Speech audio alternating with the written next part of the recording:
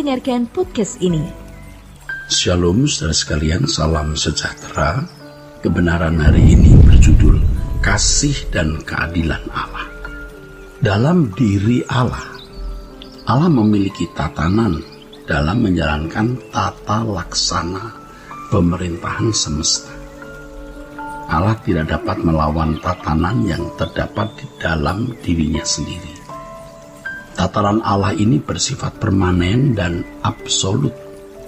Permanen artinya tidak dapat berubah seiring ruang dan waktu. Absolut artinya tatanan dalam diri Allah tidak dapat dibatalkan oleh apapun dan siapapun, termasuk oleh diri Allah sendiri. Tatanan ini menyebabkan keteraturan dalam diri Allah dan segala keputusan yang keluar dari Dia. Saya ulangi, tatanan ini menyebabkan keteraturan dalam diri Allah dan segala keputusan yang keluar dari diri Allah.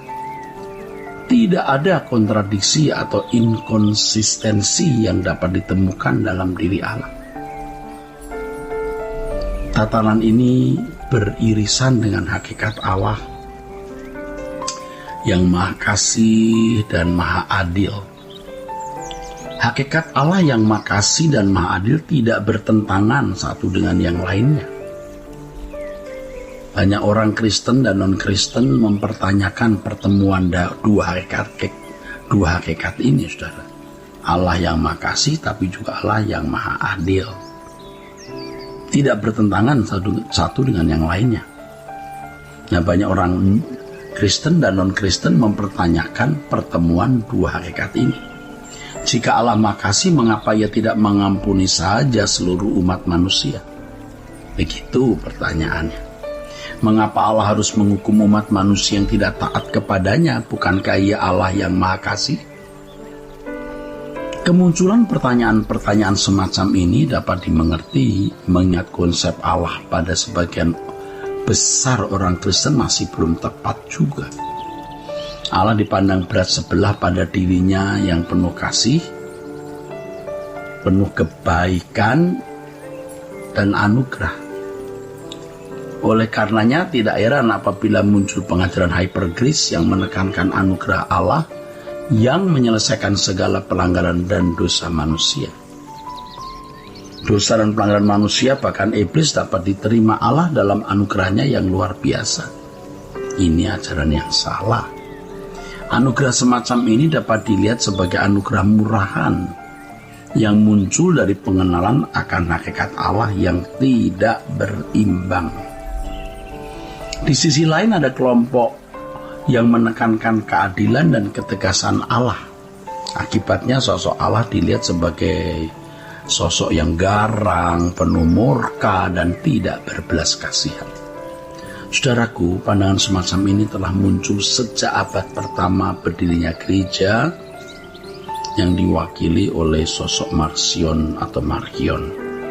Marcion melihat Allah Perjanjian Lama dan Allah Perjanjian Baru adalah Allah yang berbeda. Allah Perjanjian Baru dipandang sebagai Allah yang penuh kasih, sedangkan Allah Perjanjian Lama adalah Allah yang jahat, garang, dan tidak berbelas kasihan. Akibatnya, Marcion menolak Perjanjian Lama sebagai kitab-kitab untuk mengajar umat. Marcion juga melihat ketegasan dan keadilan Allah dalam Perjanjian Lama secara fatalistis dan tidak berimbang. Padahal Allah dalam Perjanjian Lama adalah Allah yang sama yang ditemui pada Perjanjian Baru dalam Yesus Kristus. Allah dalam Perjanjian Lama adalah Allah yang mengasihi umatnya dan penuh anugerah. Sehingga Allah tidak memperhitungkan keadaan awal Israel ketika menebus mereka keluar dari Mesir. Jika sekiranya Allah melihat kepantasan dan kelayakan Israel, tentu mereka tidak akan dibebaskan dari Mesir. Namun pada faktanya Allah tidak memperhitungkan kepantasan dan kelayakan Israel ketika membebaskan bangsa itu dari Mesir. Allah setia pada perjanjiannya terhadap nenek moyang bangsa Israel. Allah setia terhadap Abraham, Ishak, dan Yakub. Saudaraku, sesungguhnya sisi kasih dan keadilan Allah tidak dapat terpisahkan. Keduanya adalah hakikat Allah yang tidak terpisahkan atau non-dualistis atau non-dualistik. Dalam kasihnya Allah menerima semua manusia melalui penebusan putra tunggalnya. Allah tidak memperhitungkan kepantasan dan kelayakan manusia ketika Allah menyatakan kasih dan anugerahnya. Ketika Ia mengasihi dan menerima manusia, itu berarti Allah sungguh-sungguh menerima manusia tanpa syarat. Allah tidak berpura-pura menerima atau memaksa dirinya untuk menerima manusia. Ia adalah Allah yang kasih adanya. Namun di sisi lainnya, kasih Allah tidak membuat diri Allah kehilangan kedaulatan untuk menegakkan keadilan, saudaraku. Dalam kasih-Nya Allah menegakkan keadilan secara bersamaan sebagai hakim yang membalas setiap orang menurut perbuatannya. Hal ini tidak perlu dipandang bertentangan atau kontradiktif, dan memang tidak boleh dipandang sebagai bertentangan atau kontradiktif. Justru dengan menegakkan keadilan, Allah menunjukkan kasih-Nya. Jika Allah tidak menunjukkan keadilannya, maka Ia melanggar tatanan yang ada di dalam dirinya. Bukti nyata kasih dan keadilan Allah sangat nyata tercermin dalam salib Kristus, saudaraku. Saudaraku, ketika Yesus disalib, Allah menunjukkan keadilannya terhadap dosa. Sebab setiap dosa harus dihukum atau memperoleh konsekuensi atau ganjaran.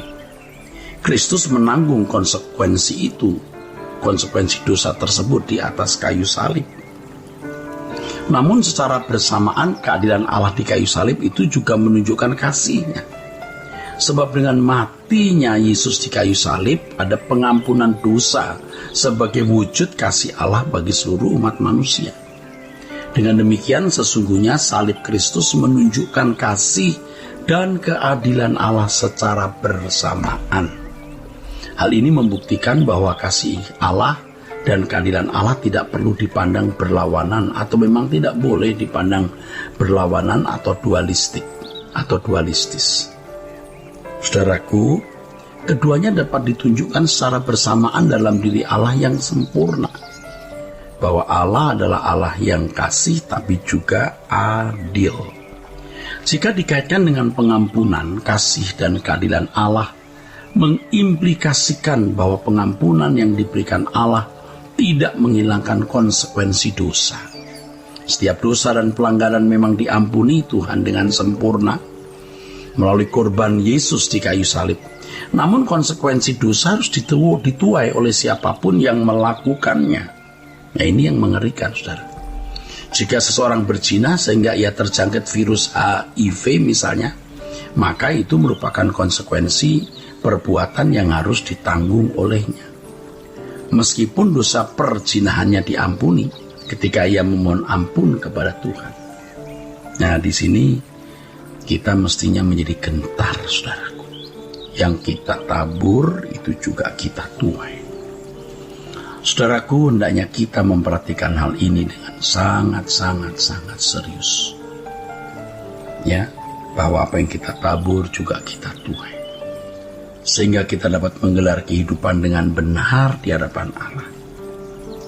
Dengan memahami tatanan ini, kita dapat hidup berhati-hati dan penuh hormat. Penuh hormat di hadapan Allah Bapa.